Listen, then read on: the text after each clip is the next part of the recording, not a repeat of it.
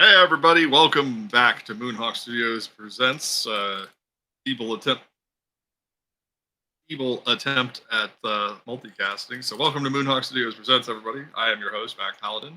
With me in the studio as always is my good friend Adam. Why is it feeble? Because TalkShoe isn't working the way it's supposed to. Or the way I'd like it Oh to. wow, TalkShoe not working right. Isn't that new and different? I'm assuming features that I probably shouldn't have.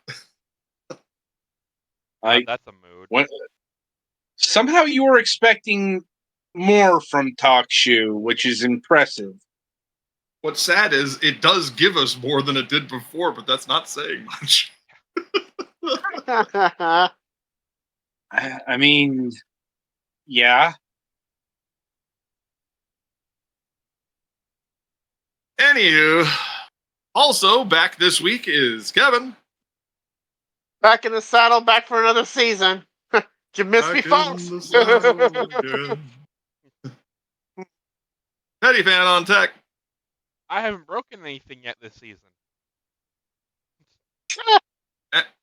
And we got the Galax here. Hello, I am here. Boy, that didn't sound like AI at all. Just as long as this one doesn't start hallucinating. Right? Start saying things that'll get us canceled on X. Oh, Lord. All right, we got a great show for you tonight. Sadly, we do not have a guest, but we do have our charming selves. So let's jump right into it. Adam, start us off with the news. Okay. Well, most of my week has been spent dealing with family. Like, mainly because my brother's kids are now off school and they're visiting during the weekends because, summer camp was apparently not in their schedules this year. So, draining times, let's say. Because the kids are, well, kids. Like, Indeed. So, putting that aside, I have procured new equipment. Mainly, let's see, a new Xbox controller, a new charging wire, a new Xbox battery, a lot of controller stuff. And also, I now own a isolation shield. So hopefully these sound problems will finally be fixed. You mean no more crosstalk on the podcast? I mean, if this thing... That was really a you problem? I mean, I was hearing it too. I was heard on the podcast. if no, I mean, like your equipment specifically. It was happening to our guests too. Yeah. And Kevin. Yeah, I heard it clearly. Yeah, I heard it clearly too. I mean, anytime. Let me clarify though. Anytime somebody spoke for more than 30 seconds. Yeah. It's more like an issue on this show, not on my show, kind of deal. So, be that as it may, hopefully this thing is doing it, like I'm presuming it's doing its job. I don't know, maybe the bullhorn and we can really find out. Yeah. Hey guys, my mic's broken. I don't know how I did that. Oh boy. Anyway, that's my news for the week. So, Kevin, what were you up to? Yes. Well, I actually have a long extended newscast this week because it's even longer than I thought it was going to be. All right. So, as previously mentioned, I spent the Memorial Day weekend at the Georgia World Congress Center at MomoCon, which was naturally a fun time. Apparently it's going to get even bigger next year, which is going to be really fun. So I guess that's what happens when the area around here is growing in population, which actually might be a problem considering that Atlanta is probably not going to have clean water for a good period of time, which is fun. Thanks.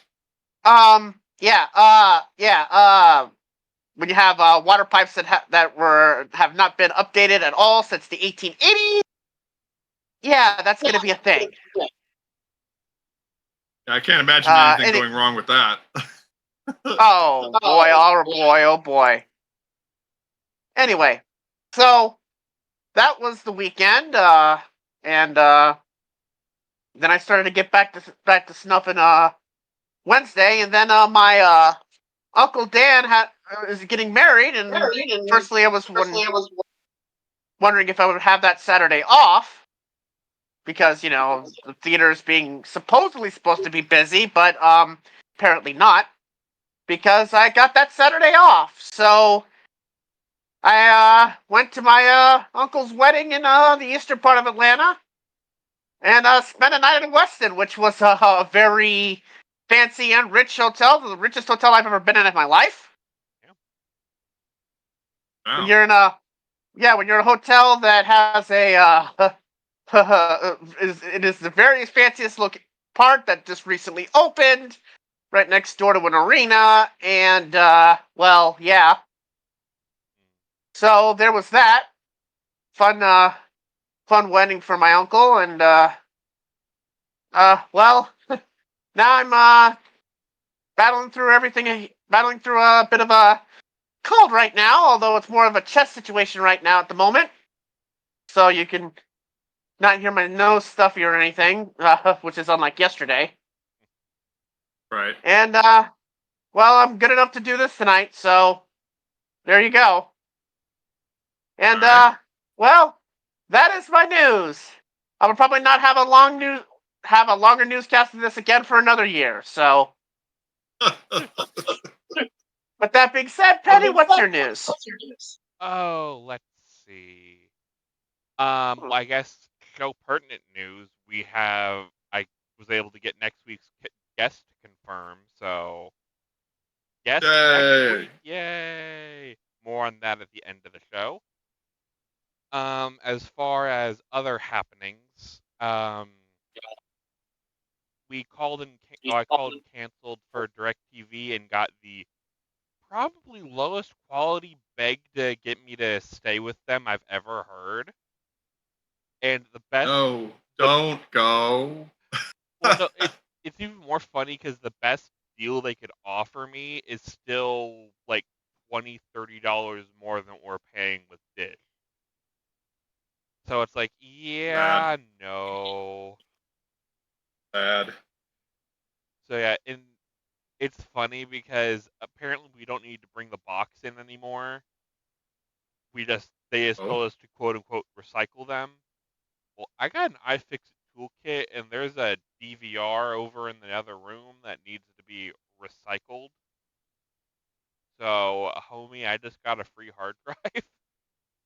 Yeah, some of those machines have like a 5 terabyte hard drive. It's like somebody was telling me, go to your local Goodwill and look for DirecTV units. They've got like these 5 terabyte hard drives in them. I think mine has. I think ours has like a 1 terabyte because it's like from 2017, but still, ain't gonna look a free terabyte hard drive in the mouth, you know. They still have relevancy, especially if in 2017 they're still putting enterprise drives in them. That thing still probably got another 15, 20 years left on it. So it'd make for a great the 10 million continuous hours of operation. And it's like, even if it's like some weird SAS drive or whatever, I know how to convert those to SATA very easily. Cheaper than it would be for a new terabyte hard drive, in fact. There you go. So it's like, I literally have no downside because like I was like asking, dude, you really don't want me to send this back? You want me to recycle? It's like, yeah, we don't need them. It's like, oh, thanks. I didn't tell him I was taking the hard drive out because He doesn't need to know what I do with it, you know. Yeah. So Yeah, it was interesting because when Cox Cable came and collected my cable box, I said, "You need the power adapter," and they're like, "Eh." Yeah. Well, and I guess You want the remote? it is kind of They let me funny. keep the remote too. The dish they put up is actually not within code anymore. It's too close to the street where the street power comes into the house, and apparently it got zapped when the Nice. dish installer put up the new dish. Yeah. Apparently there was some charring on the splitter. He was actually shocked the DirecTV still worked.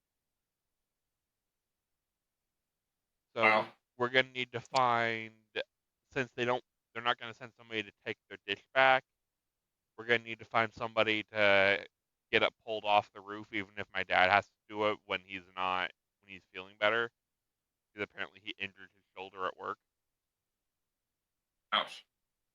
Yeah.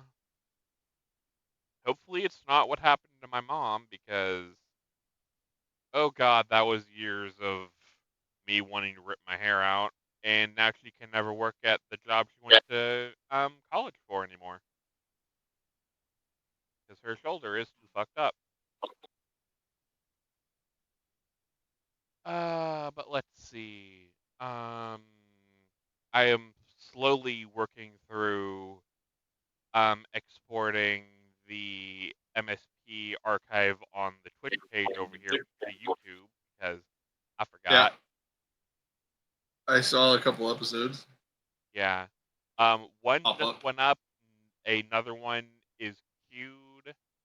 Um, well, queued is in I just need to hit the button to upload it. Right now it's not being uploaded because Oh. I only have a 20 megabyte or 20 meg upload speed.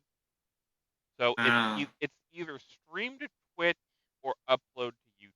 It's not both. Right. So That makes sense. once the show's over, I will see about sending that to the wild blue yonder of YouTube. I guess as far as internet does go, we are on the list to be connected to fiber. So that's going to be exciting. We're going to go from like a 300 megabit download and 20 megabit upload to symmetrical gigabit. So when that happens, I can actually, host multiplayer games for fragments and upload stuff. So yay. I think that's Yeah, Adam, it's still coming from you when that happens. Just so you know. yeah. When what happens? We are hearing The whenever crosstalk. Yeah.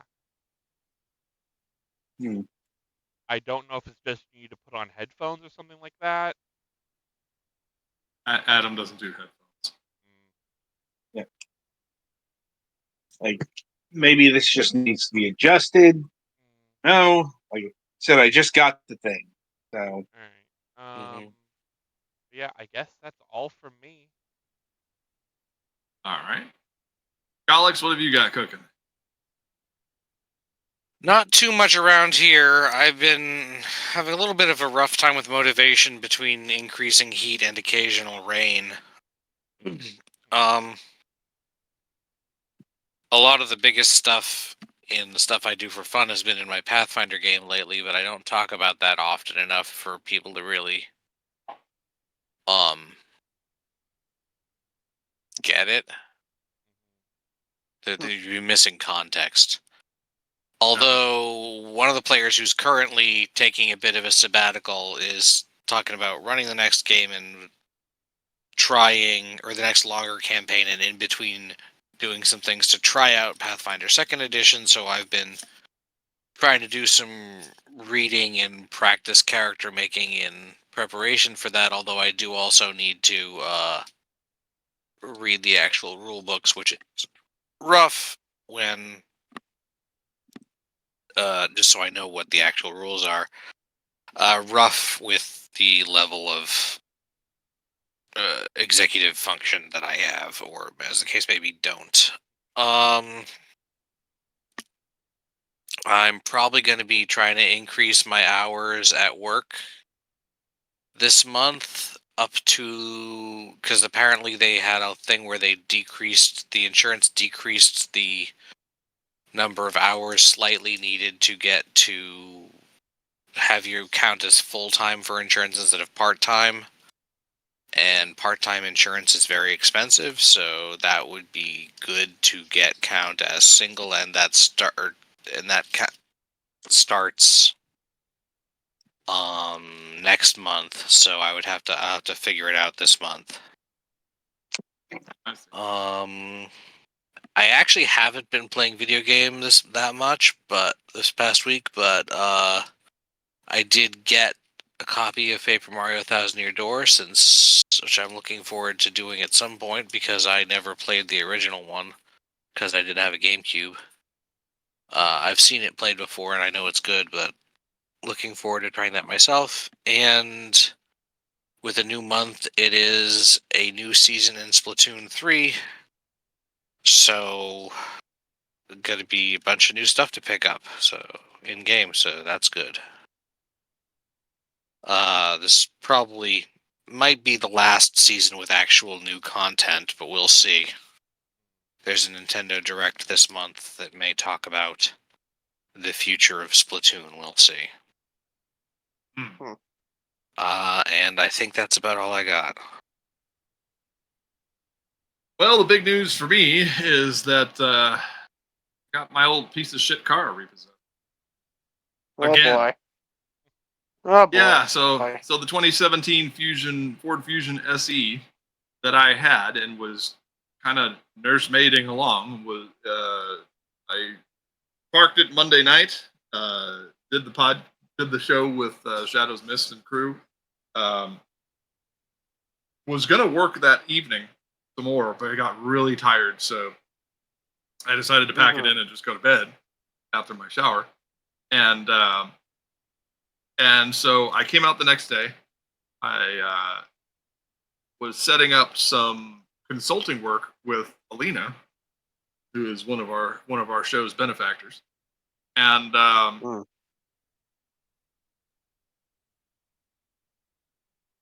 got done with that. Took another shower because I was feeling kind of bleh. And then kind of got myself together and rolled out about 7 p.m.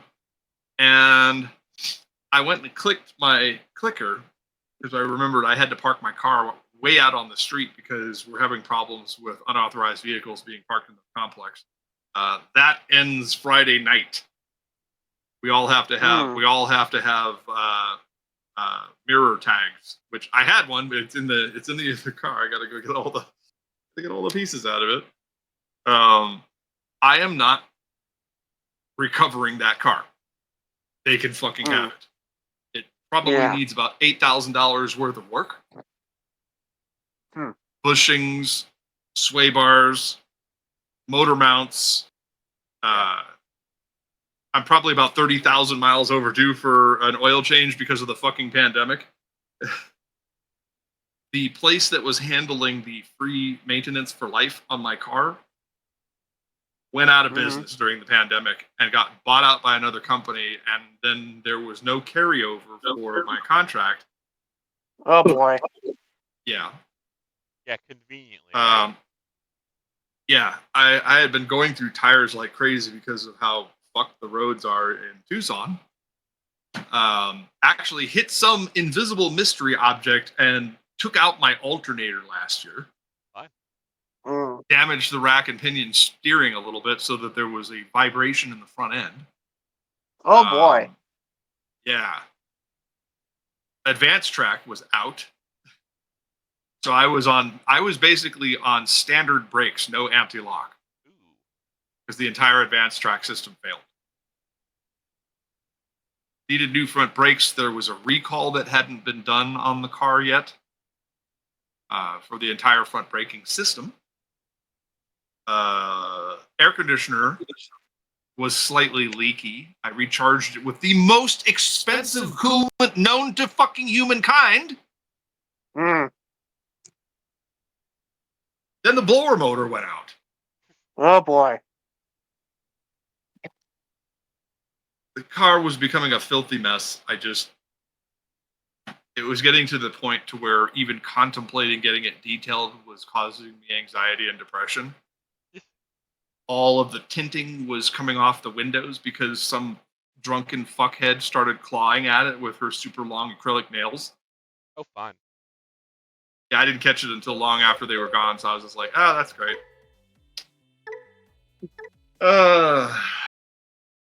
You got to report stuff like that while they're still in the vicinity, so you can take pictures of them, you giving them the middle finger. You know? Yeah. So yeah, it was becoming a clusterfuck. Stuff was falling off the car left and right. The soundproofing under the motor was coming off, so there's like this heavy duty like composite material / cloth that was bolted to the bottom of the motor that was coming off and dragging on. One of the sound dampening panels fell off the bottom of my car 2.5 years ago. One of the rocker panels fell off. I got rear-ended by some dummy who got blamed for the whole thing. Well done. She was drunk, and so she decided to let her slightly less drunk BFF be her designated driver.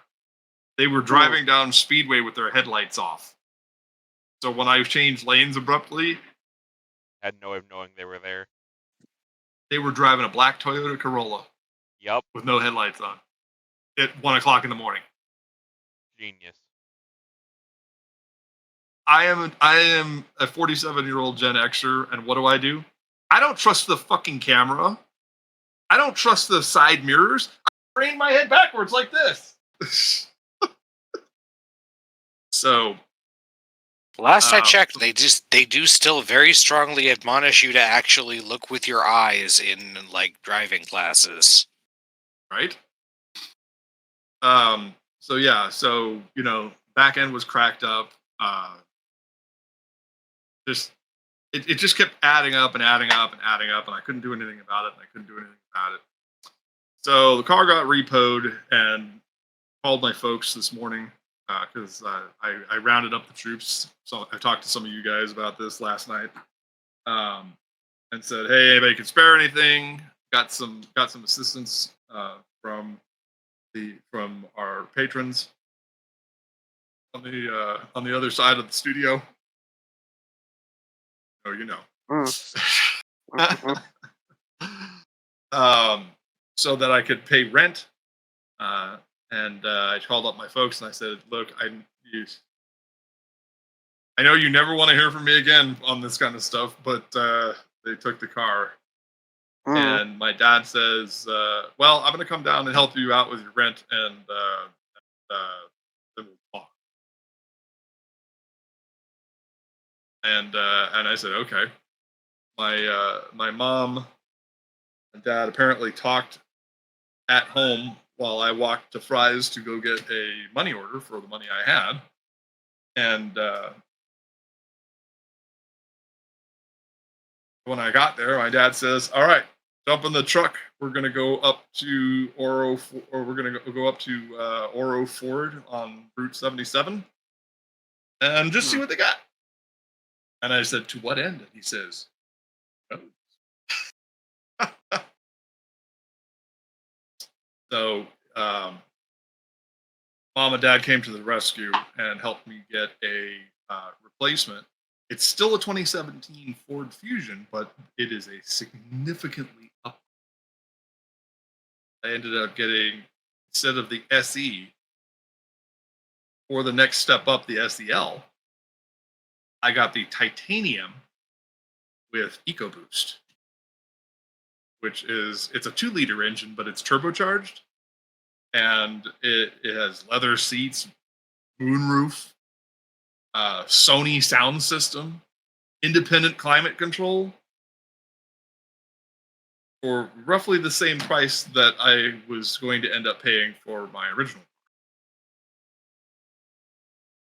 So I do have a higher monthly payment, but it's in the middle of the month. So I should be able to manage it. Payment date will be, the first payment date will be July 20th.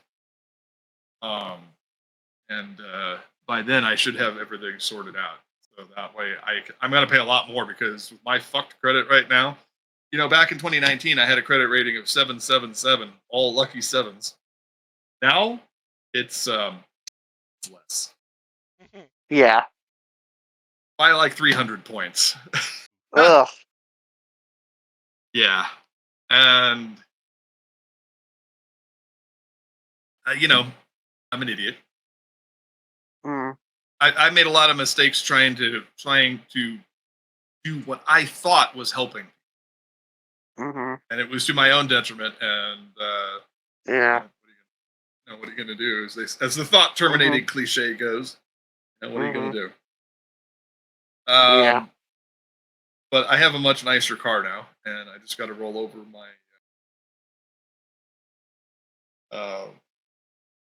the new car. I've started the paperwork process of getting the new car approved by Uber and Lyft. I will be doing DoorDash in the interim because they don't give a shit what you're driving as long as it's a car and it has 4 wheels and a seat. Even that's optional. And working turns. Yeah. I mean, if I could pedal it like Fred Flintstone and, yabba dabba do it to the customer's location, they kind of don't give a damn.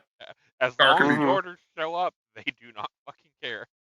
Could be driving an 89 Plymouth Acclaim and they wouldn't give a damn. Get an 88 Nissan truck with the 5-speed manual. 74 Chevy S10 Cheyenne. They don't care as long as it runs and can get you from point A to point B. In other words, if you what was that? If you give them a range and you meet the time obligations, you're good to go. Mm-hmm. Tippy's trying to get up on the shelf here. Hi, hello. Hi, hello. Holy shit. Cat says hello. All right. Yes. But yeah, so now I have a Ford Fusion, a 2017 Ford Fusion Titanium EcoBoost. That is in pristine condition with only 59,000 miles on it.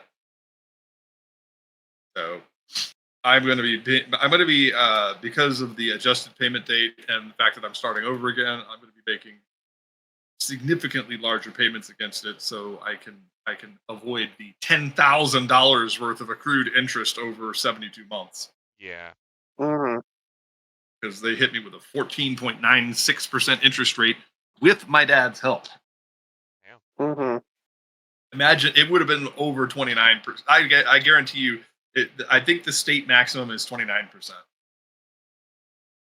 29%. So the fact that my dad co-signed saved my ass. So, I don't know how I feel about being 47 and having my septuagenarian dad have to co-sign, but sometimes shit happens and you got to do a thing. Mm-hmm. I will say I'm grateful for both our generous patrons and here's to getting back to business and getting things square with everybody. Other than that, an item I've been waiting for is in my Pac-Man 12-in-1 arcade unit here. I'm gearing up towards Arcade Anarchy. If you're on TalkShoe watching the video feed, you probably see behind me my new Wonder Wall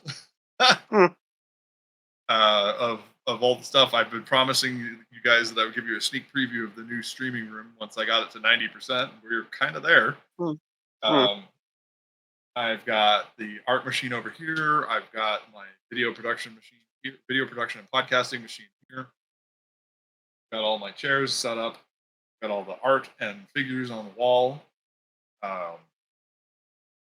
That unit behind me and to my left is is what I call the Contra station. It's got it has a little 401 emulator unit that I got off Temu for a song. I think I got it for like $7.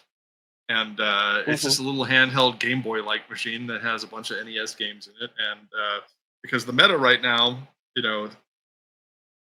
depending on whether or not TikTok gets banned in the U.S., Sure. the meta right now is to play things like Mike Tyson's Punch Out and Contra and Super Mario Brothers 3 and those super difficult ROM hack games and of Super Mario World. The ones where you're constantly doing. The only way to get through every level is to do nonstop power stunts. So I'm pretty excited about that prospect of being able to bring that to everybody.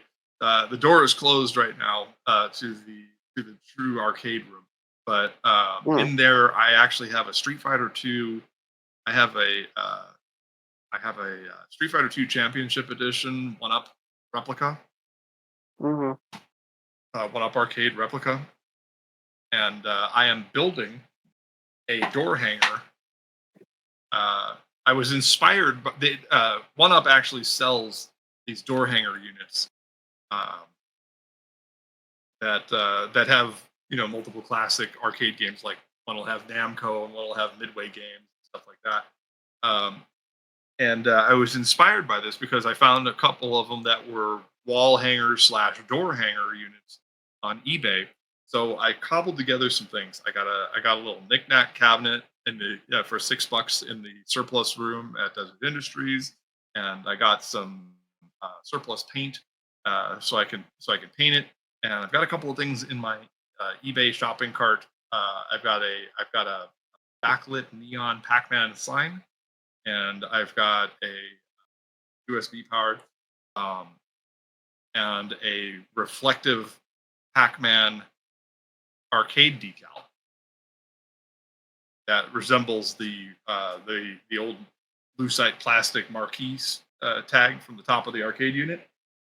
And like I said, I got yellow, light blue, and pink paint, so I can paint the box the colors of Ms. Pac-Man.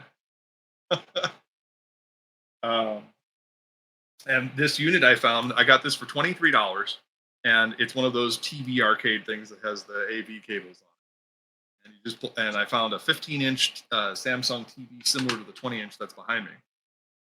I've kind of put it all together, built a cedar frame around the outer edges of it to reinforce it, and it's going to look great when I get it done. It's going to hang on the inside back of that door to complete my arcade room. But I've got all kinds of great stuff now. I've got a CRT monitor for my old emulators. I've got one of those licensed Atari machines from My Arcade that came with 2 wireless joysticks, and it has some cool stuff. It has the arcade version of Centipede, and it's got a rare game called Fire Truck, which came out in 1978 and black and white and came with dual steering wheels. The arcade upright unit sat in the front one, and you had a co-pilot driving in the back because old fire engines used to have dual turning axles to get around corners because they were so long. So the fire engine, you would turn this way with the front wheel and turn the opposite way with the back wheels, and it would prevent the truck from jackknifing. It would go around the corner like that. And the secondary steering wheel also controlled the ladder. And so they had this, it was just a really neat game, and Atari had a lot of these black and white arcade games back in the day that had these really kind of high concept ideas for arcade games, especially for the late 70s. So I hope to be able to show off some of that stuff for everybody when I get all of this set up. But it's mostly there. I'm getting close.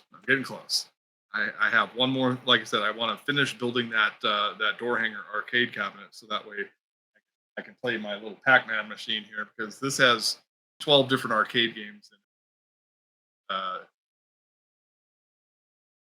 it's going to be pretty solid. So that's all the big stuff I got going on. Saved my ass from repo. big thanks to the donors, like I said, and live to fight another day. All right, so I guess without too much further ado, we'll just jump right into entertainment until the finish line. So, Adam, what's going on this week? Right. Well, I suppose I hesitate to say the big news because this hasn't been confirmed yet. Okay. But like in the Paramount merger saga, Yes. it has been going through the news outlets that apparently the big winner is going to be Skydance. Right. Yeah. At least it seems that way. Yeah. I'm like, because that's why apparently there's still one person that needs to sign off on it, and her name is Sherry Redstone. Yeah. Because But apparently she's basically getting everything in terms of the final offers from everybody, including the internal. We don't need to sell. We could do this instead. And she basically has to sign off on something. Let us remind you, by the way, that this is the same Sherry Redstone who dragged this company into the Skydance mess in the first place. So we're basically waiting on her. I don't have all the details, but the reason that a lot of the news outlets were saying that this is the most likely outcome is that Skydance is going to inherit the prize is that it's in everybody's best interest. And there was something else about it that they were getting kind of pressed for time on something. Like something needs to happen soon. And I don't remember why. So if anybody has any more information on that, I am open. My ears are open. I think it was more. There was more of an exclusivity window that was I think it was an exclusivity window.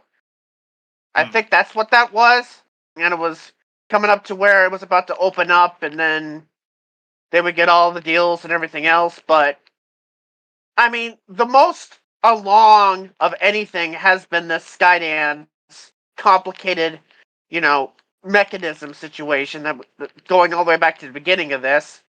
And now it's just simply a case as if Sherry Redstone will actually commit to it at the end, which isn't necessarily a guarantee, which is always nice. You have someone who tried to push this upon you, but then at the last minute tries to get some cold feet. We talk about Zaslav.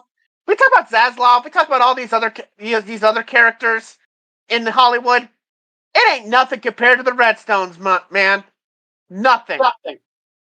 And speaking of Zaslav and all that, just as an aside, I was reading something to where apparently it was Peter Safran who was actually the one who said that the Batgirl movie was unpresentable.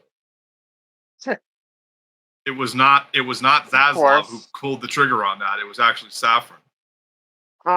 So that was an interesting thing. I would be curious to see additional corroboration on that. I think that came from an article where they were interviewing the two directors who are being courted to the MCU, of course. Obviously, I mean, Yeah.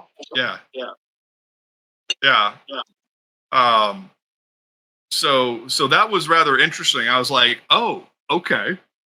So basically, Zaslav was just parroting what he was told by Peter Safran. Sure. That the film was in there was a specific word. There was a specific word that they used, but that basically Peter and James were in agreement that it was not up to snuff. So that was an interesting development for me personally. But back to the other thing. I just wanted to get that in there while his name was floating. Well, right, yeah. Might as well get it all in here, Yeah. So let's return to the point at hand here, though. Mm. Okay. But yeah, it's but yeah. Basically, right now in terms of Paramount, we're waiting for what Sherry decides, and it's pretty much put the entire company on hold Well, because there was supposed to be a big all hands meeting this week, and was put on hold. Well, that's dumb. Well, it's not just her, but do keep in mind the other players aren't necessarily out. Yeah, Because well, it's mostly her. It's mostly her final decision because when it comes to the Skydance arrangement, remember what's going to happen is first they're actually going to buy National Amusements, and then the money they put into that is going to trigger a merger with Paramount. That's the whole idea of this whole complicated situation. So yeah, it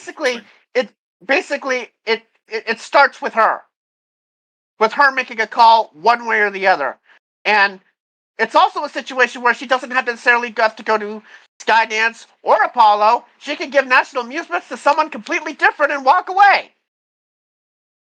well, Sony is also in the mix here. Yeah, but that's more aligned with the whole Apollo situation. Hmm. But yeah, it's basically a case of Sherry could decide to sell it to someone completely different, not Sony, not Apollo, not Skydance, but somebody else, and just go on home and leave everybody else holding the bag. You know, it's a shame too because Skydance already has a fruitful relationship with Paramount Pictures specifically, Yeah. and is now the rumor was that Ellis didn't want anything to do with streaming because it was a lost leader, but now he's kind of coming around to it because there was a couple of mitigating circumstances that having access to that Paramount Plus library was and being able to control distribution to other platforms suddenly became very attractive to him. The fact that Netflix apparently is courting the idea of licensing and sub licensing stuff again with Paramount.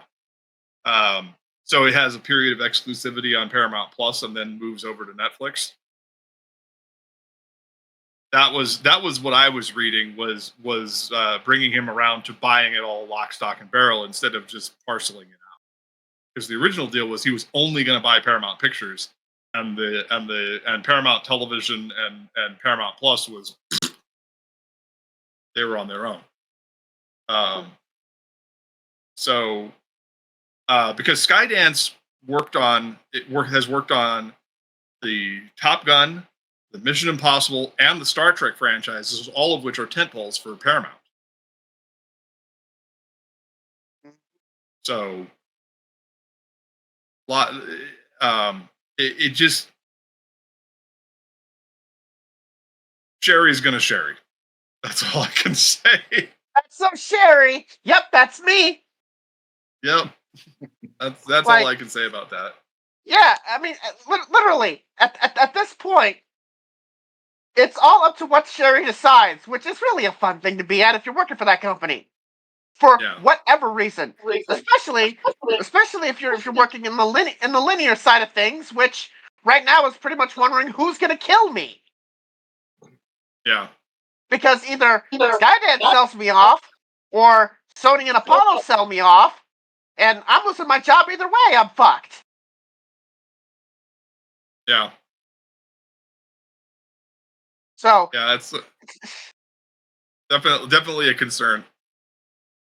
A lot of balls in the air on this. Yeah, I mean, at this point, it's just a case of what does Sherry do? Which we all thought we knew what Sherry wanted, but of course now we don't.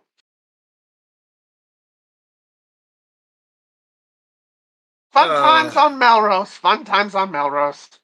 The fickle mind of American billionaires. Yeah, particularly this one. Oh yeah. We knew this wasn't going to go down easy. Mm-hmm.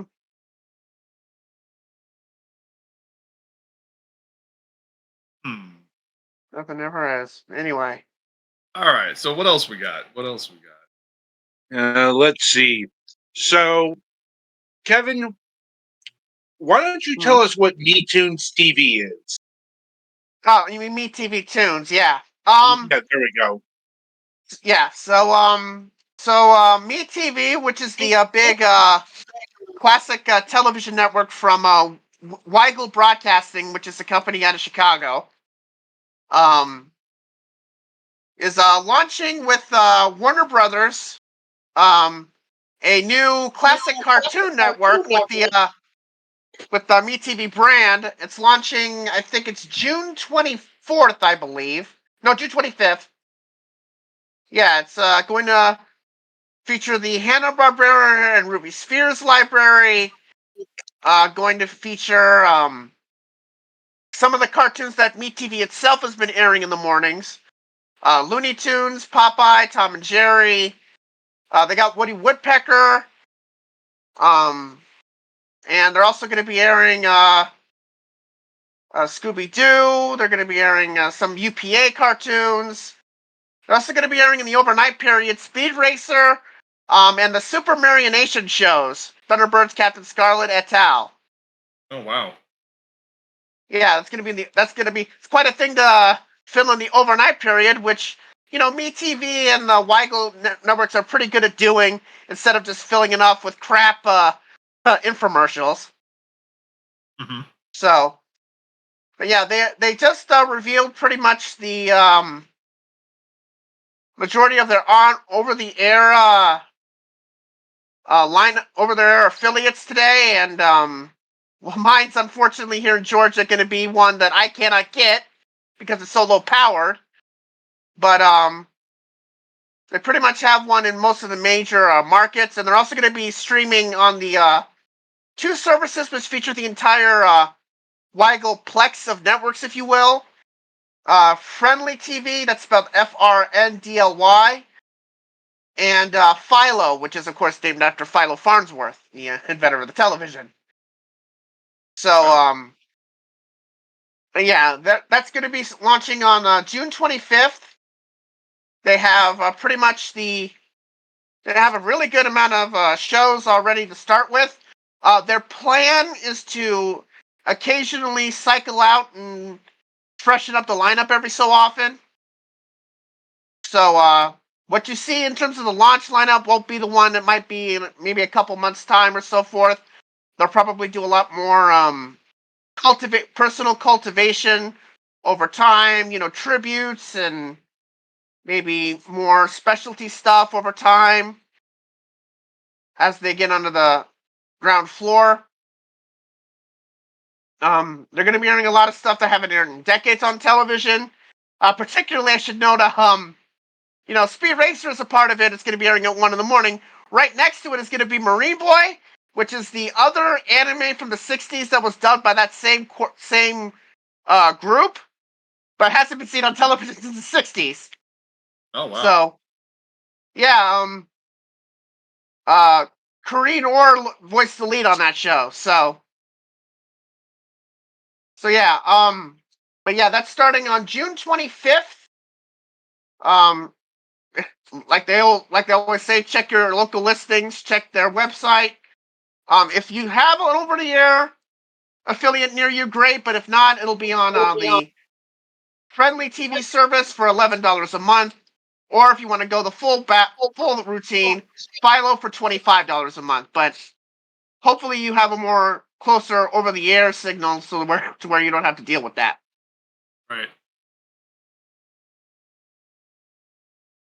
And it's probably not a surprise this came from Weigel, because this is a broadcasting company that's probably the best one.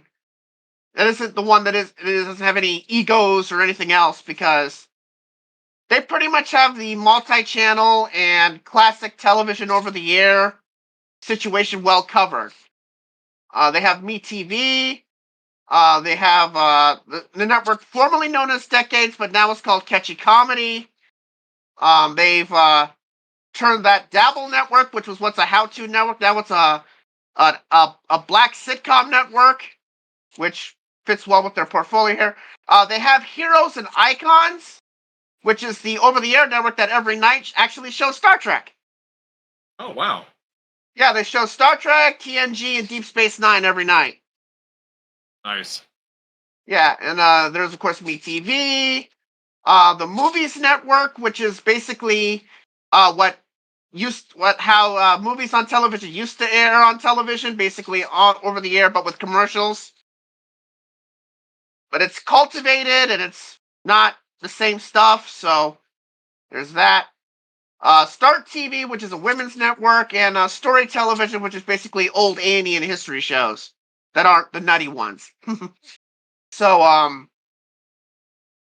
yeah, MeTV Tunes is coming from those guys. I'm very much looking forward to it. I'll have it on Friendly, which I have no choice to because I don't get the signal here. But hopefully you do, and if you don't, well, you'll be able to find a way, and hopefully over time, the network will grow to a point where they'll get better affiliates. So there you Right. go. Oh, that's a lot. Yeah.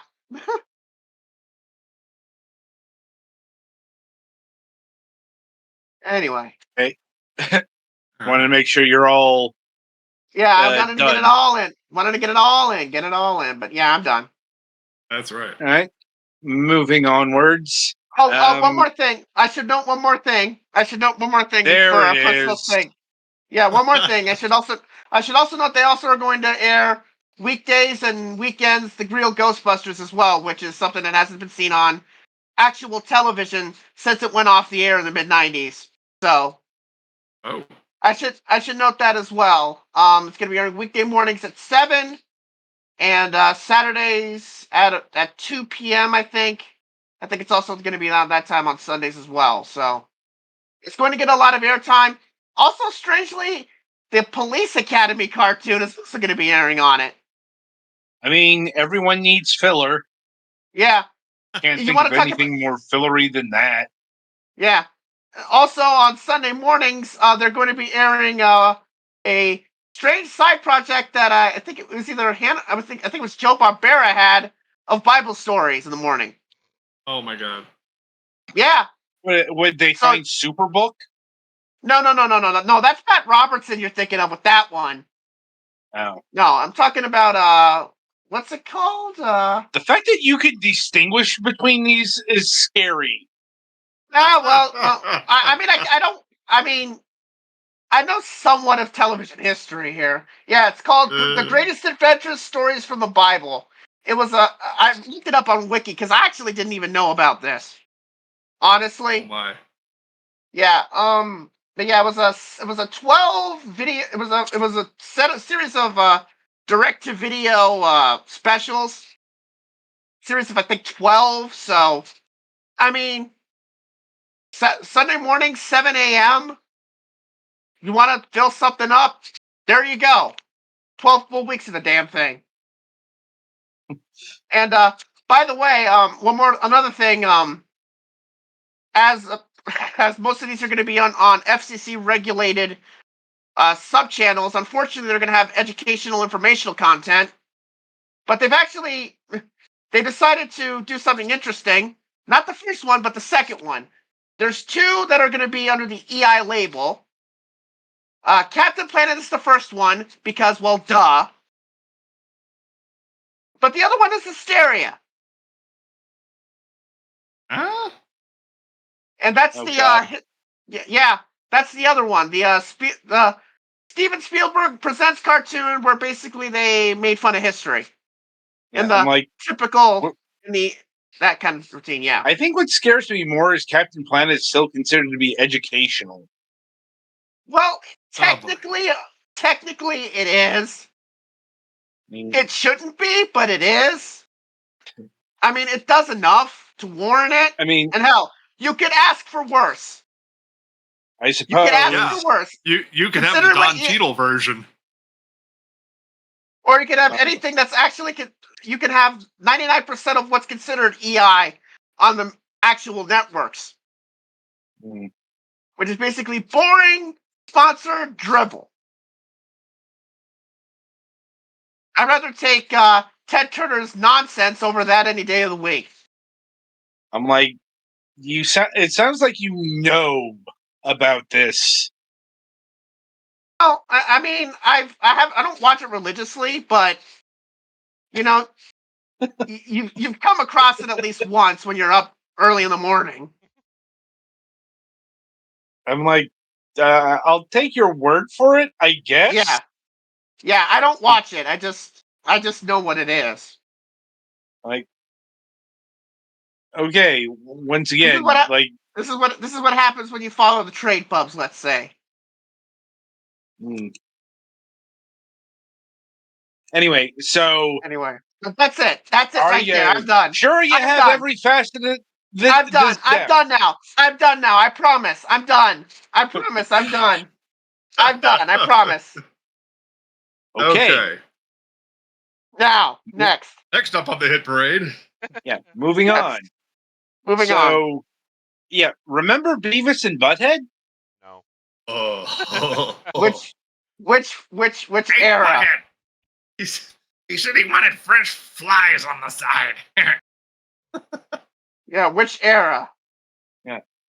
Well, it's like the current era is going to last a bit longer because, I don't know, apparently this, like, people are watching this Those because poor it's fools. being renewed for a third season. Oh my. Mm-hmm. Like, so it's putting it Oh. ahead of the 2011 reboot. Boy. Mm-mm. I want Didn't one get- fry, one pie, and one coffee. Y'all got that? I'm driving up now. Okay. Like, Go ahead. okay. I mean, there's not much more to this since, you know, it's a fairly straightforward season renewal. Like,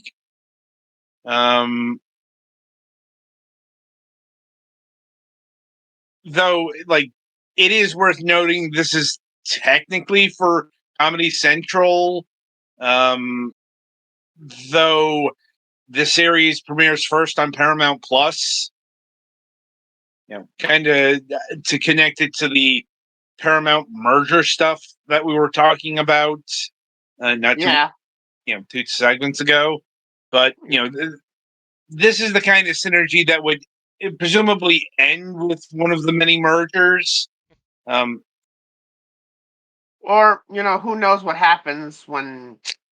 I mean, it might go in during the time in which they're still owning it, but they haven't sold it yet. Yeah.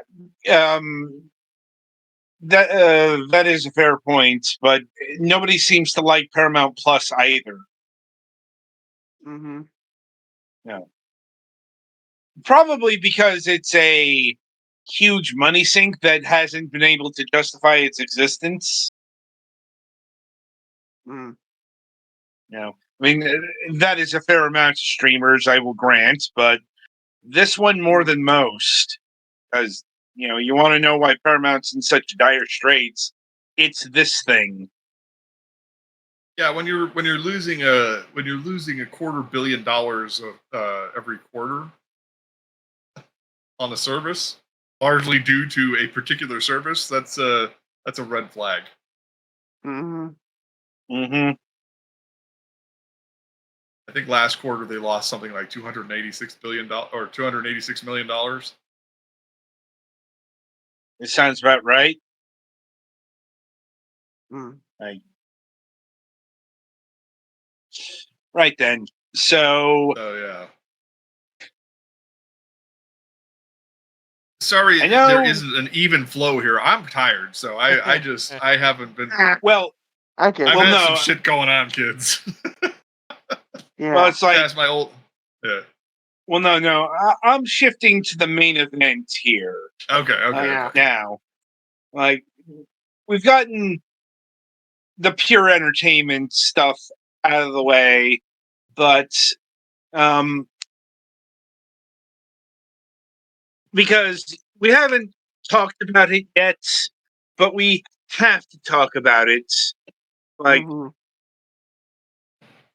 though I'm not sure if you know what the it that I'm referring to is quite yet. But Okay. Considering how Yes. hard you're avoiding using nouns, I don't. well, last week,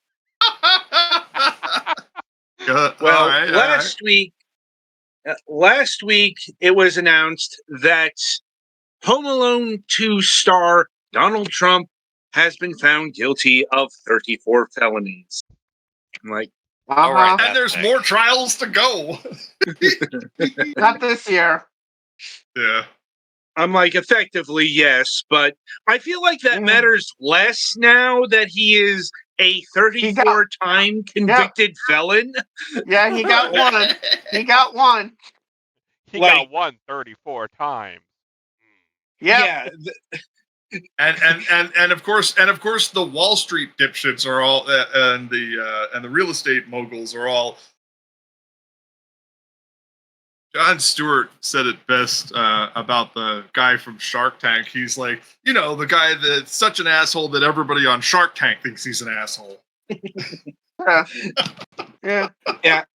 Oh, believe me, there has been a lot of braying and whining and a lot of hot air from Republicans over the past week. Like, yeah, the best part though was saying the quiet part out loud. This is like a thing that real estate people and financial people around the world in every country and every municipality around does all the time and has never been convicted. It's like, well, motherfucker, you just spoke it into existence, so now the prosecutions are going to come raining from the sky. Yeah, it's like but again, it's like the thing about all of this. The thing about all of this, remember, this does not happen if he does not run for president in 2016. Well, it's not just that. It's like if he had go ahead. No, it's like if he had just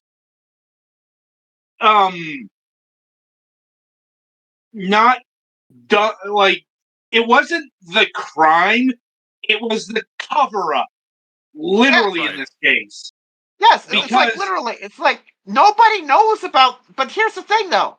It's like nobody knows about this affair, and this wouldn't even be a topic of discussion, right? No, if like.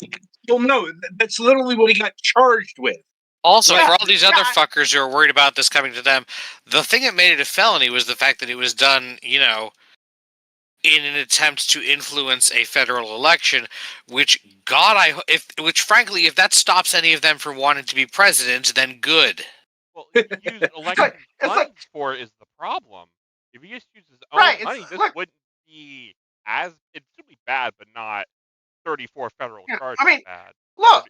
What I'm trying to say is that he runs for president in 2016.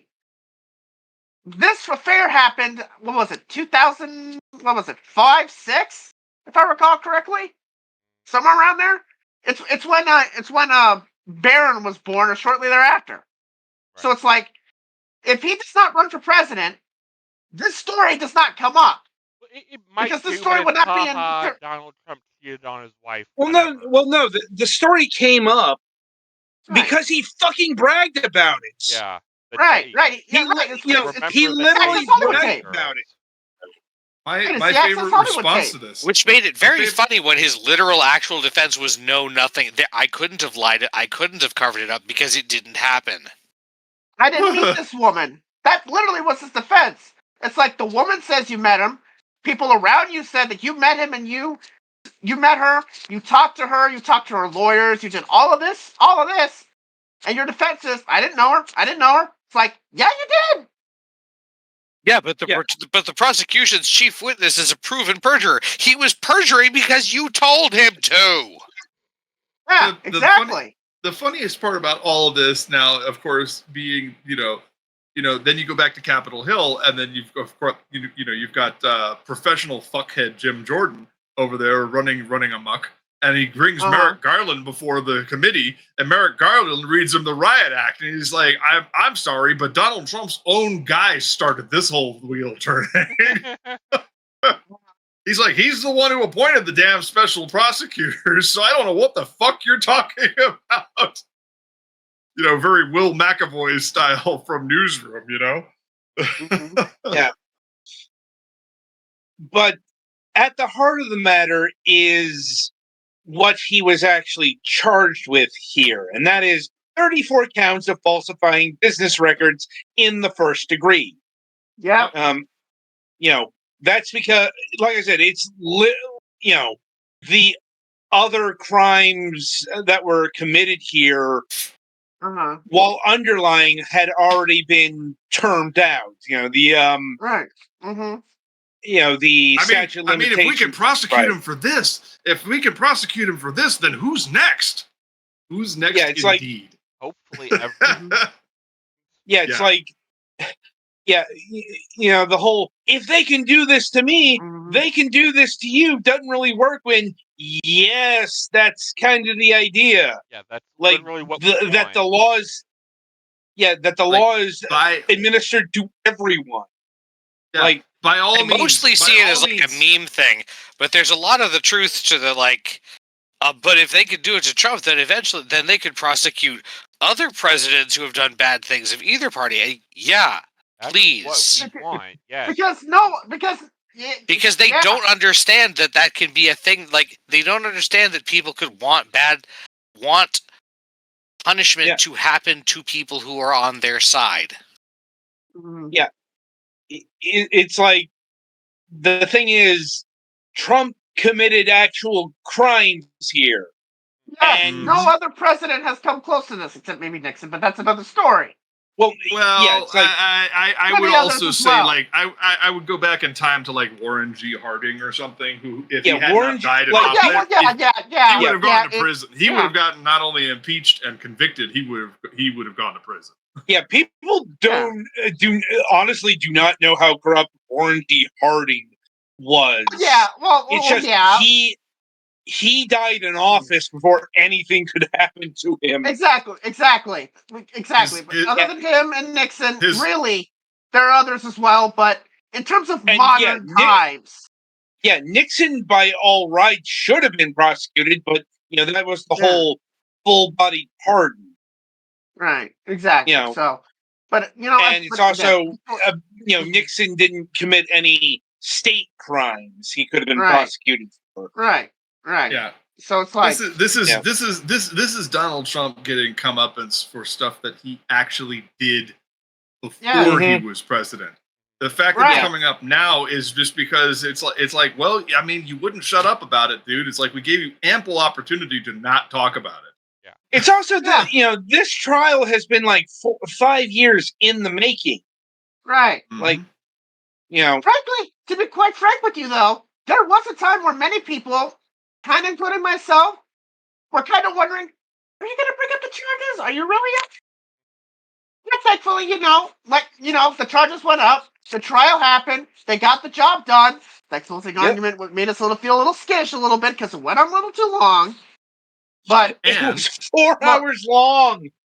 Yeah, and the pundits were going crazy, blathering on about. Well, when it gets to the Supreme Court, it's like, son, it's not going to the Supreme Court. It's only going to the appellate court because this is state crimes. Right. The Supreme Court does not hear state crimes. It'll go to the Supreme Court of New York, which, by the way, is the lower appellate court for. I don't know. There's a reason for it, but I don't remember right now. Point is, it'll go through the New York appeals, but But it's not going to the U.S. Supreme Court. Yeah, it's like, it's not a matter of constitutional law. This is a matter. This is. Yeah, go ahead. Yeah, and no matter what the Supreme Court says about presidential immunity, that's not going to affect this, because once again, it's state crimes and it's immaterial. Wasn't done in presidential capacity since this was before he became president. Yep.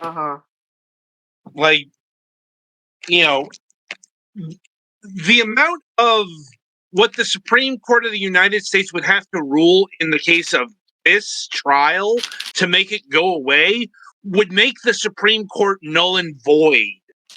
Yeah. They would basically have to dissolve the sovereignty of the state of New York. Yeah, which would be a very fun thing because you know, New York's not just New York City. New York State. Yeah. Yeah, this is New York State, not New York. This would be going after New York State. I mean, let us remind you that New York is not just New York City. I don't think I want to give the Supreme Court the ability to basically expel states from the Union. Right. I mean, yeah, exactly. So this they would not be just attacking New York City. They would also probably be attacking, Albany, Syracuse, other cities inside of New York State that is not New York City. Okay. Yeah. Basically, if the Supreme Court would be instituting a coup against everything else, every other power of the United States. Right. Well, and I know the current court is ridiculously corrupt, but they're not that corrupt yet. Well, let's hope not. Otherwise, it's just another situation of I know in 2016 and you blew it. Look, I know people are okay, how to put this? They're not going to rule that the President of the United States is going to be able to freely commit crimes willy-nilly. Especially while quote unquote Dark Brandon is still in office. Yeah, it's okay, you do that, and that means Biden can execute you all and not face reprisal. That's how this is what I was told by Dad. Yeah, it's also you can't touch Biden even if your dad gets in office. Yeah. Yep. If Trump wins, that means you can't touch Biden. So it goes both ways, baby. Yeah. The whole impeachment process is over. The president is a king. This is what I was told by Dad on the way up Oracle Highway earlier today. Was by all means, rule that the president is immune to everything while in office. Yeah. Yeah. And see how that goes for you. And when you and your cronies are all doing hard time buried in the fucking basement of Fort Leavenworth. Yeah. Remember I said this. Yeah.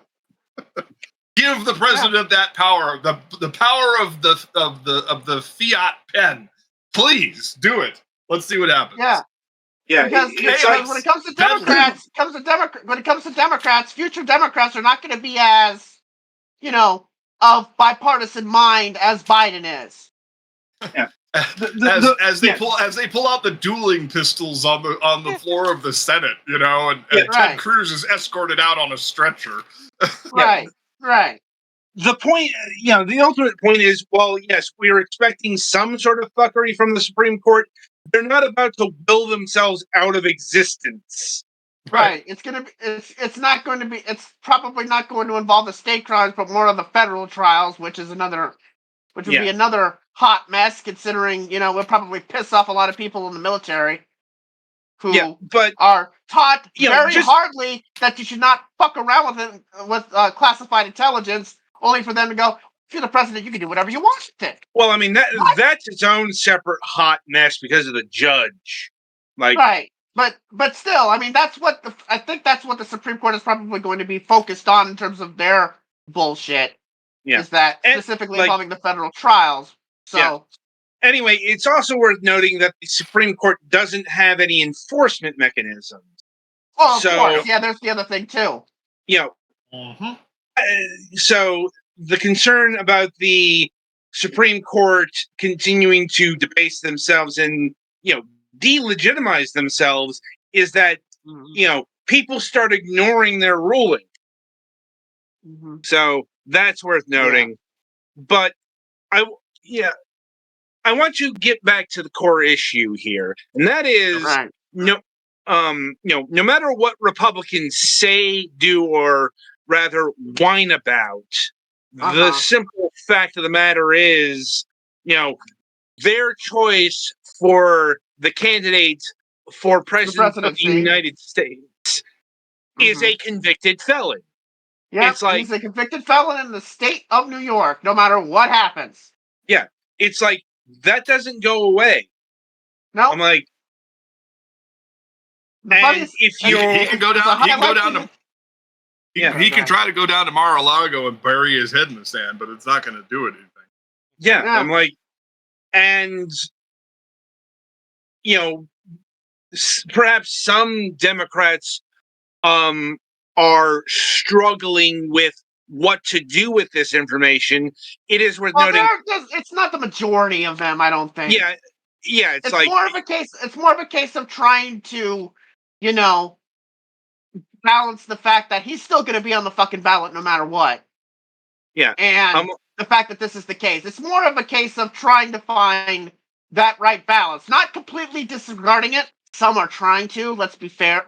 To be fair, but the vast majority, the higher profile people, are trying to, trying to put it into a full context. And I'm not talking about the Fettermans and all of those other right. Democrats that are trying to be wishy-washy here. But I want to. I'm highlighting the Biden campaign because Right. they, Right. while they're, they haven't yet, like plastered the airwaves with Donald Trump as a felon. Keep in mind, it's only been a week, folks. It's only been a week. Yeah, it's like, It's only been a week. It's only June. The campaign signs haven't even gone up yet. yeah, The campaign signs like, haven't gone up. They haven't unleashed the war chest. yeah, it's like, It's still early days. Yeah, it's like I've seen some people, why isn't Biden making a big deal about this? It's like, it's literally just happened. Like, it literally just happened. There is months. Listen, he said everything he needed to say about it with that look that he gave to the press corps when he was walking away. Right. Yeah. That look says it all. It's like, you know what? Just let them put the message together, because their rapid response team is one of the best. Yeah. Mhm. You just let them concoct the message, put it together, and it'll be in your face come next month. As a Because minor they're aside, I know Jon Stewart was weirded out by that smile. I mean, that's the look of someone who was just given a political windfall. Yes. Yeah. I would call that. I've listened to the entire bit, and I got to say that that's a bit of yes and no. Like, he was like, well, I think I can't tell you how glad I am to have Jon Stewart back in that chair at this moment in time, regardless of whatever dumb fuckery Keith Olbermann has to say. I don't know about that Keith one, Olbermann but get another show? no, he's just on Twitter. I was about to say, wait, we're still giving Keith Olbermann screen. I think he has a podcast, but yeah, he's He's just Twitter. He's just Twitter podcast. He's like not everybody easy else. to work with, is my understanding. Yeah. That's polite. Yeah. I'm like, more accurate is like he's burnt every bridge he's ever crossed. Yeah, pretty much. That's pretty much. Yeah. No, he has. I mean, the fact that he's not anywhere else on TV, that says it a lot. Like once you burn the bridges on, what all that you had. I mean, that's it for him. That's unfortunate, though. I'll tell you that. I do miss the worst people in the world segment, though. Yeah, it's like, I'm fine with not having more Keith Olbermann in my life, quite frankly. He was funny for a minute. I mean, his run on ESPN, I liked. He was definitely better in sports than with politics. Yes, and he was good when sports and politics merged. He was great. It's just when he was pure politics, mileage varied. I'm very well aware of that. Right. I mean, he was good during the Bush age, Obama age, Trump age was great, and then started to taper off, and then the Biden age, he's been all over the board. Yeah. Mileage is definitely varied. He falls into this kind of murky ether along with Bill Maher. I wouldn't say that either because No, to be yeah. to be Bill fair Maher to is Keith, just yeah, awful. yeah, Yes. he's trash. Unwatchable these days. Yeah. Yeah.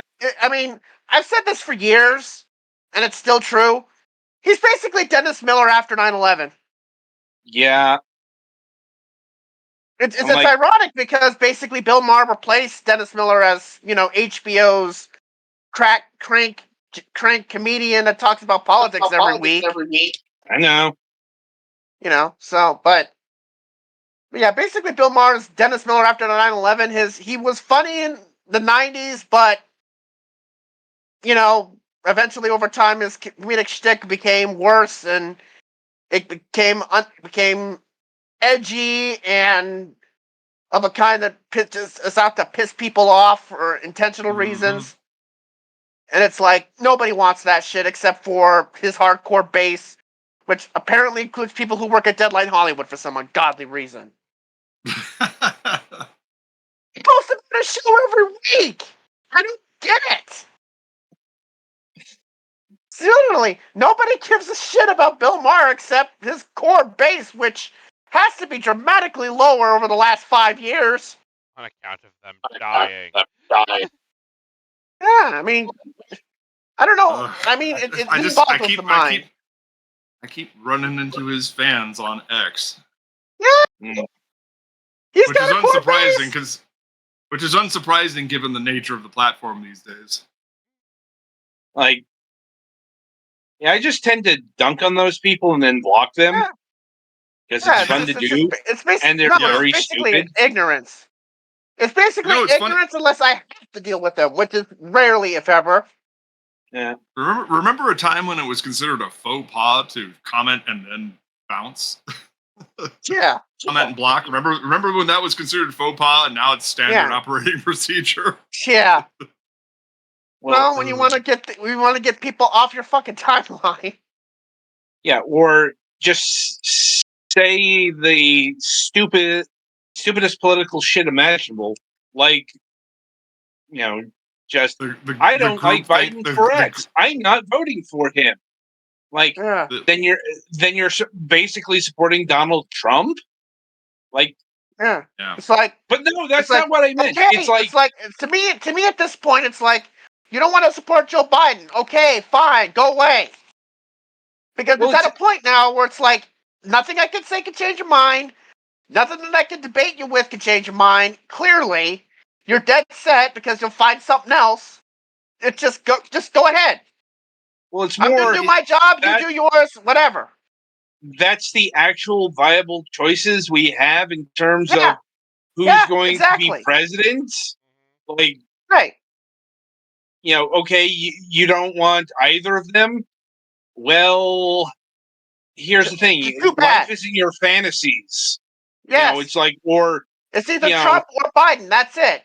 Yeah, you ain't getting Robbie Junebug. You ain't getting that Russian traitor. You ain't getting Doc West. You ain't getting anybody. Okay. Yeah, it's like you ain't getting none other than Trump or Biden. Pick one, otherwise shut up. And nobody's saying that you have to like the system or this or that, or this is something. But it's like people don't understand that. Yes, we can see Biden has flaws, and we're fine with it. We don't need to suck his dick for everything, unlike people feel they need to. Yes, well, it's because Trump people literally worship him. Yes, we don't. That's the difference, and maybe to our detriment, but that's how it is. No, I don't think it's to our detriment that we don't worship our politicians. It won't be. It's not to our detriment. It's just Yeah. It's and on the flip side, you have the very online left who just go all in on somebody's flaws to the point where you're helping the enemy because you're letting good being the enemy of perfect. Right. Or it's insane. It's like literally, there's always something they want to pick at to say, "Oh, I'm not going to vote for him because of X." I don't understand I don't understand these purity politics people, because it's like if they it's like who the fuck are you to criticize? You know? It's like let's take a look at your Twitter X feed. Let's take a look at your Twitter X feed and see and look for exculpatory information to destroy you with. You know, it's like if the mob wants to, you know, if this mob of perfectionists wants to go to the mattresses, as the mafia would say, you know, it's like, do you really want people examining you that closely? Well, I mean, that's the thing. That's the thing with the leftists. Nobody will bother because nobody likes them. Like here's the thing. Like the left continually wonders why nothing they want gets passed. Like except when it does, they don't notice because it's not in the form they want, or they think it's watered down, and that doesn't count. It's like, you know what? You get all the stuff that you want, and yet you don't like it because it's not the way you want it to the T. They've taken a maximalist position, and anyone who doesn't adhere to that position gets attacked. So, they alienate themselves into irrelevant. Right. It's like the goal of politics is persuasion. Yeah. This should be the goal of every single issue. Unfortunately for leftists, persuasion is not in their goddamn vocabulary. They don't give a damn if they persuade you or not. It's like the pro-Palestine people. It's basically if any one group in any mixed gathering is fully satisfied, something went wrong. Yeah. Yes. Yeah. Something went wrong, or illicit substances have been used. Yeah. Right. Or it's like the pro-Palestine people. Maybe you shouldn't. It's like maybe you shouldn't have started the conversation by calling Joe Biden Genocide Joe. Exactly. It's like that's the first thing that they did. It's like you're calling him someone who kills people, when the fact of the matter is that he is the only one that has tried to save innocent people on both sides of this discussion. He's the only one who's brought the innocent people on both sides of the discussion to the forefront here. The only one. And you're calling him a genocidal maniac because, of something that he is congressionally and constitutionally required to do. As we learned under Trump when he tried to deny aid to Ukraine. I think a lot of people these days don't have the patience for how long it takes democracy and international diplomacy. They have like to zero accomplish fucking patience for anything. They don't have the attention span. So because he's not doing anything immediately, or on camera, it's or on camera, it's not. It's just as bad. It's unacceptable. But for starters, taking a 180 on an international relationship as long and established as the U.S. and Israel would be a horrific blow to the stability of the United States' international reputation. Right. I mean, this is a complicated situation here, because you have our relationship with Israel. You have our history involving the Jews of Western Europe in between the world wars. Yeah, which is directly responsible for our direct reasoning for why Israel exists, by the way. You have the Arab states over here. You have all of this. And Joe Biden now is trying to square the smallest of circles you can imagine. It's tough. It's hard. You get in the room, otherwise you don't know what you're talking about. Yeah, all right, let Adam talk for a minute. Yeah, it's also no U.S. politician is going to take some of the stances that some of the pro-Palestine people have taken. Like, it's like no one outside of mainly certain members of the squad are going to call the founding of Israel the Nakba or however you pronounce that. Nakba. Yeah.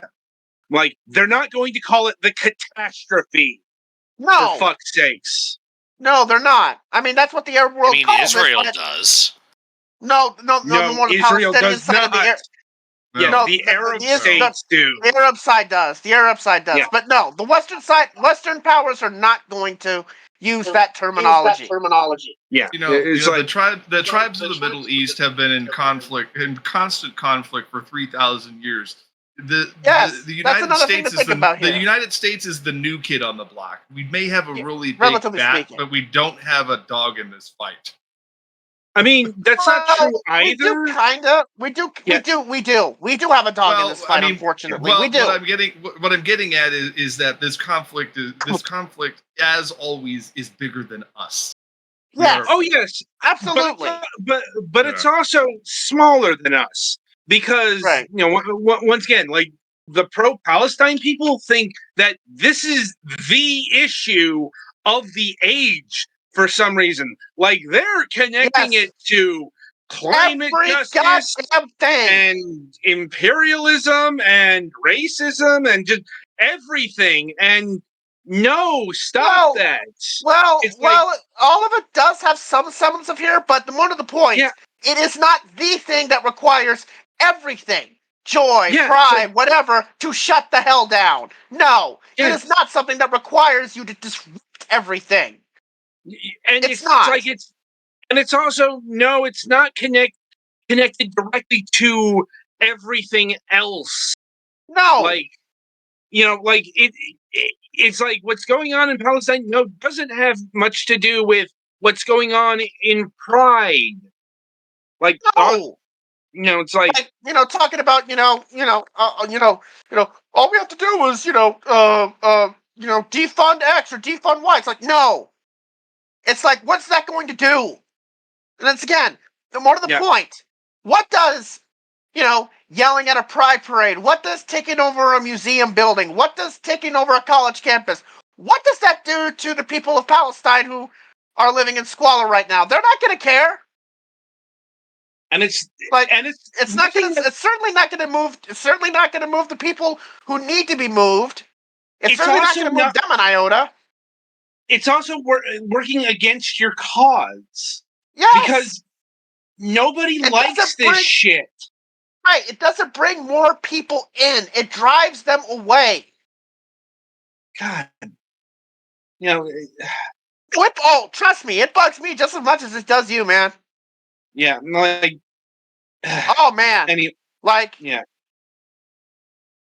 Anyway, perhaps we should recenter ourselves, as I think we've gotten way into last news desk territory. I was about to pull up the fucking other background.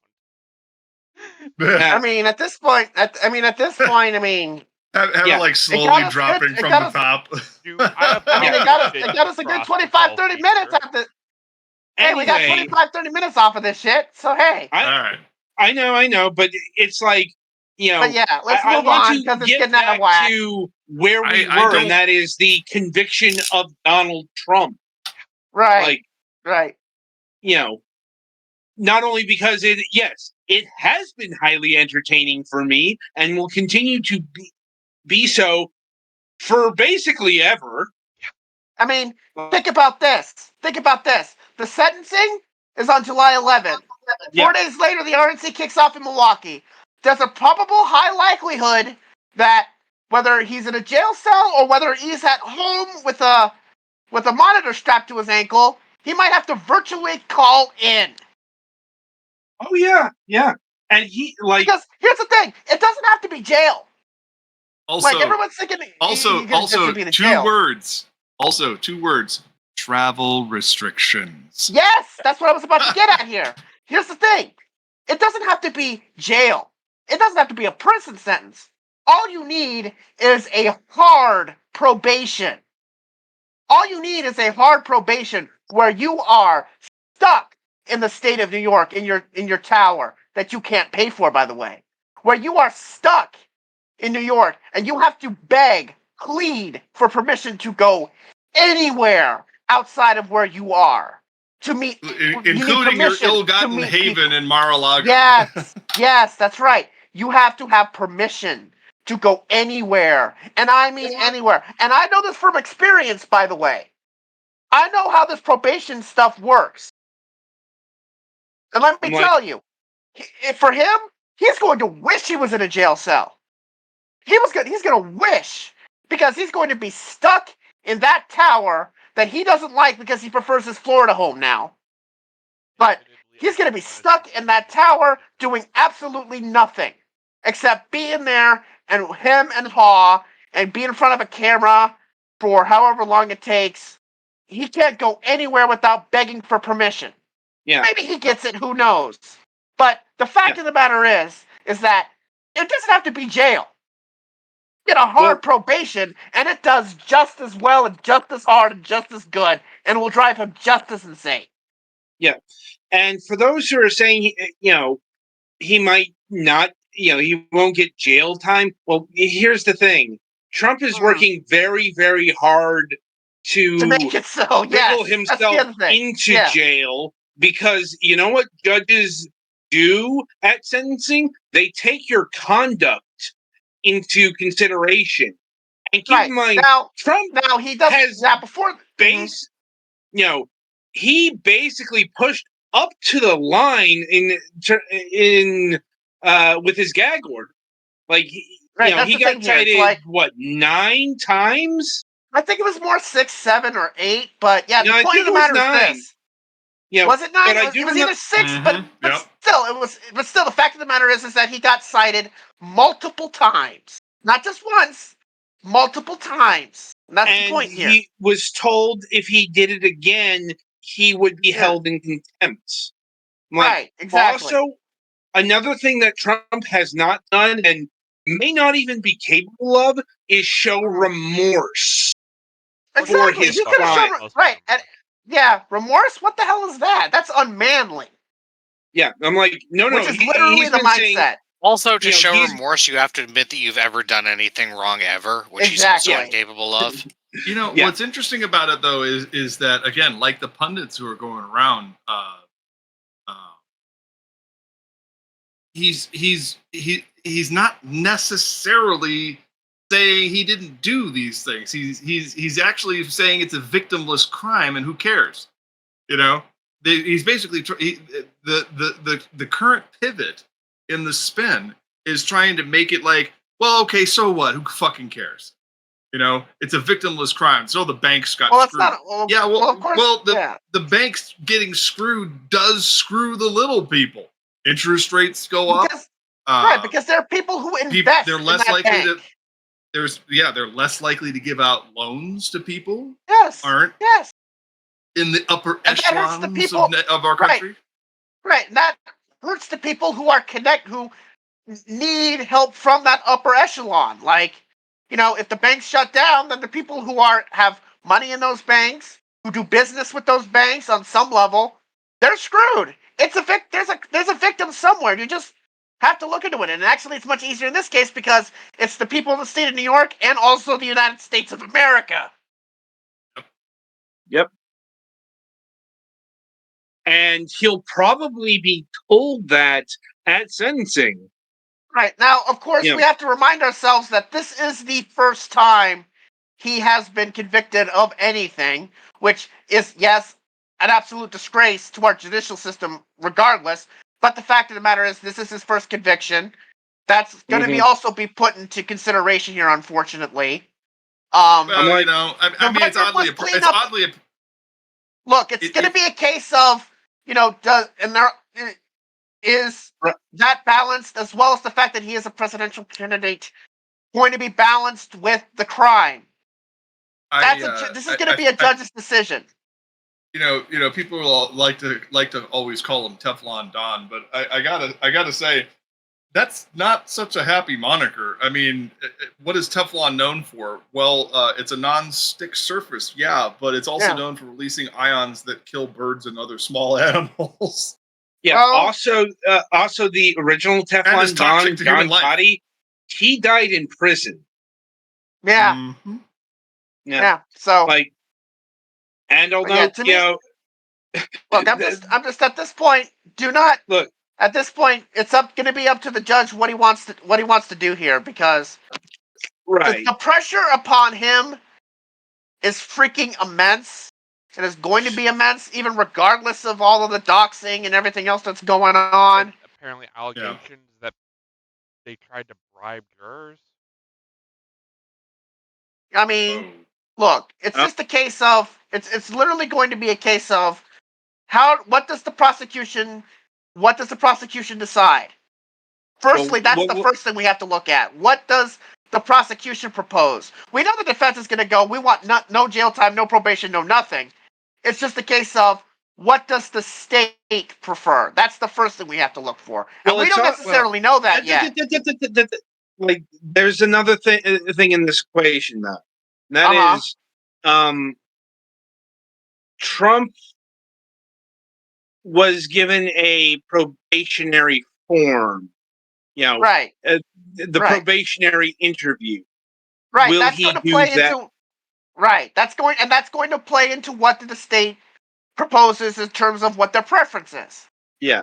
Right? That's what I'm talking about. It's like, okay, there's that probationary form and meeting that has to happen. If he does it, or if he doesn't do it, or whatever happens with that is definitely going to play into what the people is going to propose to the judge of their preference for sentence. Yeah. Like, if he decides to blow it fully, then they're going to probably go, okay, this guy clearly does not have remorse. This guy clearly has broken your court-mandated gag order multiple times during the course of this case, and has done so even after the end of this trial, where this gag order has remained in place. It has not been lifted. Let us remind you of that. And and also when we have this typical probationary, interview, hearing, whatever, he did not attend, he did not bother to attend, he does not care. Because of all of that, despite the lack of criminal record prior to this, and so on and so forth, we recommend a year and a half of jail time, because if I recall correctly, the max jail sentence you can have with this is 2? I think? Or is it longer? I'm like... I'm pretty certain there's going to be a 4 years? Okay, yeah, so 1, 2 probably is going to be on the lower end. I would have to assume, simply because of the whole, first time offense, but massive violator and lack of remorse type of deal. Honestly, but yeah, that's what probably would be the situation. First time offense thing, because he's kept violating the gag order. So well, the judge would probably I think the judge would probably do that. Of course, would probably put into account he's a presidential candidate. See, that's the problem. And also, he's not officially a presidential candidate yet. He's presumed candidate. Of course, but on paper, he is not officially candidate. Of course, it would be 4 days after that sentencing hearing, so that's another thing to consider there. And also, it's like, there's also the potential of an appeal, which will probably happen the moment that sentence comes down. So there's that. The potential staying of a sentence, if that's the case. So on and so forth. I mean, there's a lot of things here. But the fact of the matter is, it's pretty much the first real domino here is going to be, what does the state recommend? And we ship him to Guantanamo. Applause from everyone. Right. It's like, it's basically, what does the state recommend, and does the judge lean more toward the state, or does he, feel the pressure and cave into it? Which I kind of highly doubt, because he hasn't really up to this point. Well, from what we've seen, he is pretty pissed with Trump. Yeah, I'm pretty. Yeah, he's orders. Yeah, I mean, he's pretty much done everything but put him. Yeah. Right. I mean, he's done pretty much everything but put him in jail. Yeah. Really. Which, frankly, would be the one thing that would probably stop a lot of his nonsense. But it's a case of, he's pretty much said, you've gone up to the line. So, I mean, at this point, it would not be a stretch for the state to go, yes, he will be a presidential candidate in 4 days' time. Yes, he has not a real criminal record up to this point, but he has broken your gag order X amount of times. I mean, it's up to violation. There's been in the courtroom, he has threatened jurors. He has threatened jurors. He has threatened witnesses. Clearly, unequivocally, and he clearly does not have any remorse whatsoever for the crimes that have been committed, and that this jury clearly felt he committed. So, I mean, there really is no other way other than to put him in jail for maybe 2 years, maybe the max. I'm not sure it'll go for the max. I think they might go a little bit more in between, probably 2.5, Probably. but somewhere around there. But the odds but of him again, just getting it's a really light gonna, probation are very low. yeah, or just a fine. I don't think it'll be just a fine. It'll There be will be some type of maybe a decline, year or be it two. just It'll be probation or right. actual. It'll be a year or two. It'll be probably as low as a year or two in hard probation. That would probably be the lower end. Yeah. Which again, if you know anything about people who are on probation, it's not fun. No. It will drive you insane. It will drive this man insane, especially if there is hard travel restriction, which let me tell you, is not a pretty thing. And with that, I think as it gets close to 1 o'clock here, I think maybe we should wrap it up for the week. Sounds good to me. We're starting to swim in circles a little bit. Yeah. I think we should stop. I think we're good. I've had a long day that started with me walking around in 103 degree heat to get money orders. So, right. And I was surprisingly calm when I called the bank to verify the repossession. I mean, it could have been a theft, you know. Yeah, it would have been tire easier marks for you if it were was interesting. Yeah, definitely. I had gap insurance. Oh Lord. Mm-hmm. But yeah. All right, so Adam, I see a lot here. So why don't you tell me a little bit about next week's guest, or is this more Petty fan or? That's Petty's guest. So over to him. All right, Petty, this is your wheelhouse. Tell us a little bit about next week's guest. All right, let me roll down. Can paraphrase this this giant mass of text for me a little bit. Autissier, I'm not sure how to pronounce that, is the creator of Asteria of Ree's Rapture. Yes, is a ARG or augmented reality game that is kind of based around a, I guess, former Red Room executioner who kind of finds what it means to be human, if that makes any sense. Kind of like a redemption story. And then there's whole like AI, multiple personalities, stuff like that going on. It's honestly kind of interesting.